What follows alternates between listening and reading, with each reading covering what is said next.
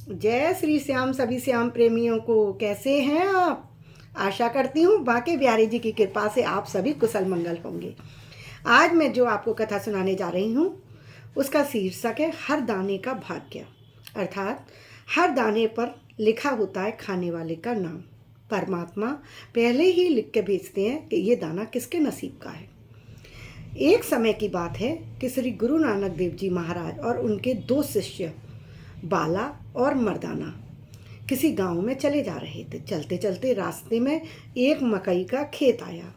बाला स्वभाव से बहुत कम बोलते थे, मगर जो मर्दाना थे वो बात की नींव उधेड़ते थे, बाल की खाल निकालते थे। मकई का खेत देखकर मर्दाना ने गुरु नानक देव जी महाराज से सवाल किया कि बाबा जी, इस मकई के खेत में जितने दाने हैं क्या वो सब पहले से निर्धारित कर दिए गए हैं?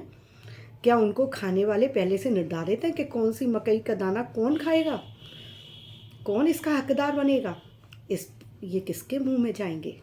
इस पर गुरु नानक देव जी महाराज ने कहा, बिल्कुल, इस संसार में कहीं भी कोई भी खाने योग्य वनस्पति पर पहले से ही परमात्मा मोहर लगा कर ही भेजते हैं, और जिसके नाम की मोहर लगी होती है वही इस जीव इसका ग्रास बनता है, वही इस चीज को खाता है, कोई नहीं खा सकता उसको।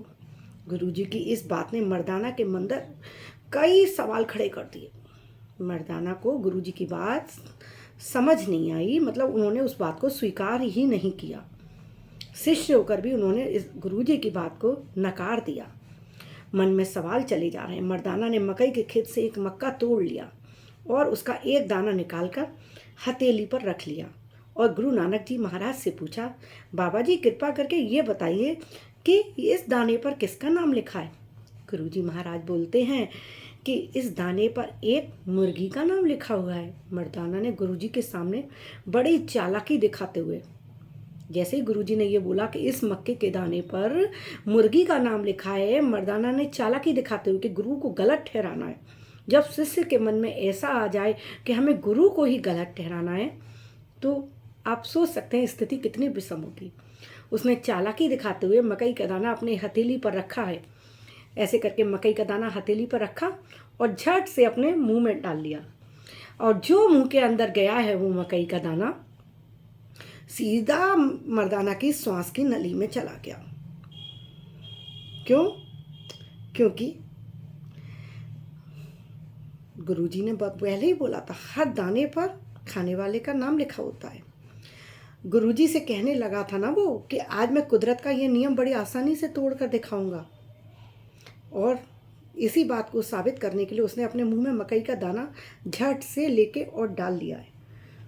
अब मर्दाने की हालत, जब वो श्वास नली में दाना सीधे चला गया, क्योंकि झटके से डाला था मुंह में और फिर दाना मर्दाना के नसीब का नहीं था। जैसे ही मुख में डाला है श्वास नली में चला गया है, और अब मर्दाना की हालत कैसी हो रही थी, जैसे किसी कबूतर को तीर लग गया हो, किसी बहेलिए ने तीर मार दिया हो और कबूतर फड़फड़ा जा रहा है, विचलित हुए जा रहा है। उसकी हालत मर्दाना की बहुत बुरी हुई जा रही है, तड़प रहा है बाबा जी, मतलब बोल नहीं पा रहा, लेकिन अपने एक्सप्रेशन से बाबा जी से मदद मांग रहा है, प्रार्थना कर रहा है। गुरु नानक जी महाराज ने कहा, बेटा मैं क्या करूं, कोई वैद्य हकीम ही इसको निकाल सकता है, पास के गांव में चलते हैं, वहाँ किसी हकीम को दिखाते हैं। मर्दाना को लेकर नानक देव जी महाराज पास के एक गांव में चले गए। वहाँ एक हकीम से मिले। उस हकीम ने मर्दाना की नाक में नसवार डाल दी। नसवार समझते हैं आप, जिसको सूंघने मात्र से छींकें शुरू हो जाती हैं। तो उस हकीम ने मर्दाना की नाक में नसवार डाल दी, नसवार सूंघा दी कि इसको लेके सूंघ लो। अब उसको जैसे ही सूंघा है, मर्दाना को छींकें आनी शुरू हो गई, तड़ाम तड़ाम लगातार छींकें आनी शुरू हुई। जो पहली छींक आई थी ना, उसी में ही वो दाना एकदम से निकल के झटके से बाहर आ गया था। मर्दाना को दिख गया था वो दाना, और गुरुजी महाराज ने भी देख लिया था। पहली छींक में ही वो दाना जो बाहर आया है सांस नली के से एकदम झटके से, और वो दाना एकदम से जो बाहर गिरा है, और बाहर बैठी हुई थी मुर्गी। झट से वो दाना मुर्गी ने खा लिया। मर्दाना ने गुरु नानक देव जी से अब अपने कर्मों के लिए, अपनी गलती के लिए क्षमा मांगी और कहा, बाबा जी मुझे माफ़ कर दीजिए, मैंने आपकी बात पर शक किया, गुरु की बात पर शक किया। हम इस त्रिलोकी में फंसे हुए अंधे कीड़े हैं जो दर दर की ठोकरें खाते हैं और हम खुद को बहुत सयाना समझते हैं। बड़े अच्छे भाग्य से हमें ये शरीर मिला है, ये मानव तन बड़ी दुर्लभ है मिलना। कहते हैं 84 लाख योनियों के बाद ये मानव तन मिलता है, ये काया मिलती है। तो इसको फालतू के कर्म करके, बुरे कर्म करके, बेकार की गपशप करके, ईश्वर पर विश्वास न रख के इसमें आप व्यर्थ कर देंगे। एक एक पल बीतता जा रहा है, ये सांसें निकलती जा रही हैं, एक एक पल कम होती जा रही हैं जितनी भगवान ने दी थी। जैसे कि दाने पर लिखा होता है खाने वाले का नाम, उसी प्रकार ये सांसें भी हमें गिनती की मिलती हैं। तो ये सांसों की गिनती जिस दिन से हम जन्म लेते हैं ना, उसका उल्टा काउंटडाउन शुरू हो जाता है। जैसे गेम खेलते हैं तो स्टॉप वॉच पर आप टाइम लगा देते हो, फिर वो टाइम उल्टा चलता है। उसी प्रकार हमारे जीवन की सांस नली सांसें हैं, उस पर भगवान ने टाइम सेट कर दिया है। अब जैसे ही हमारा जन्म हुआ वो टाइम चलना शुरू हो गया, भगवान ने ऑन कर दिया। जैसे ही हम धरती पर आए, माँ के गर्भ से जन्म लिया, भगवान ने तुरंत ऑन दबा दिया। अब वो स्टॉप वॉच टिक टिक टिक टिक टिक टिक चल रही है। हम जवानी, बचपन, जवानी, युवावस्था, प्रौढ़ावस्था सब निकालते जाते हैं व्यर्थ के कर्मों में, बेकार के कर्मों में, बुरे कर्मों में। कुछ सत्कर्म नहीं करते, कोई भगवान का नाम नहीं लेते। और जब आखिरी पल आता है तब तक हमें समझ में आता है कि हमने क्या किया। हमारे पास तो अब कुछ बैंक बैलेंस बचा ही नहीं है। बैंक बैलेंस क्या, ये जो आपने अपने अकाउंट में पैसे रख लिए हैं 50-50 के, 500-500 के, 1000-1000 के, 2-2000 के, ये जो नोट रखे हैं, सोने चांदी रखे हैं, ये आप ले जाएंगे क्या ऊपर? अरे बाबा, जब आप मृत्यु को प्राप्त होंगे या मैं मृत्यु को प्राप्त होंगी, उस समय जो मैं पहनी हुई हूँ ना, ये भी सब मेरे से उतार लिया जाएगा। ये सब कुछ भी निकाल लिया जाएगा। तो ये संपत्ति कुछ ऊपर जाने के लिए काम नहीं आती।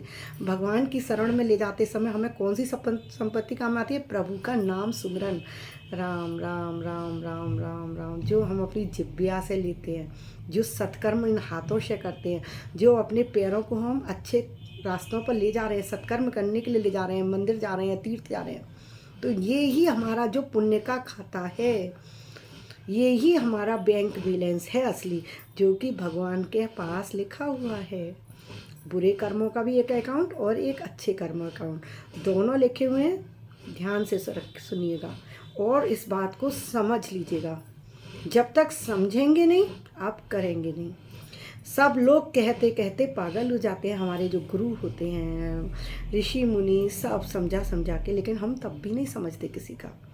तो हमें समझना है कि जैसे अन्न के प्रत्येक दाने पे खाने वाले का नाम है, उसी प्रकार हमारे जीवन की सांसें भी बीतती जा रही हैं, हमारा जीवन भी बीतता जा रहा है, और हमें इसको व्यर्थ नहीं करना। आपको मेरी ये कथा, ये कहानी, मेरा भाव अच्छा लगा हो तो कृपया मेरे चैनल पर बने रहिएगा और मेरे चैनल को कृपया करके सब्सक्राइब ज़रूर कर दीजिएगा और ऊपर बेल आइकन दबा दीजिएगा, जिससे प्रतिदिन जो मैं वीडियोस डालती हूँ वो आपके पास नोटिफिकेशन आता रहे, जिससे आप एक भी वीडियो मिस ना कर पाएँ। क्योंकि new day new thought, daily नया विचार ही लेके आऊँगी, कोई रिपीटेशन नहीं, कोई वीडियो का रिपीटेशन नहीं होगा। डेली न्यू डे होगा, न्यू थॉट होगा। तो बने रहिए मेरे चैनल पे, बहुत आनंद आएगा। अभी के लिए विदा लेती हूँ। राधे राधे।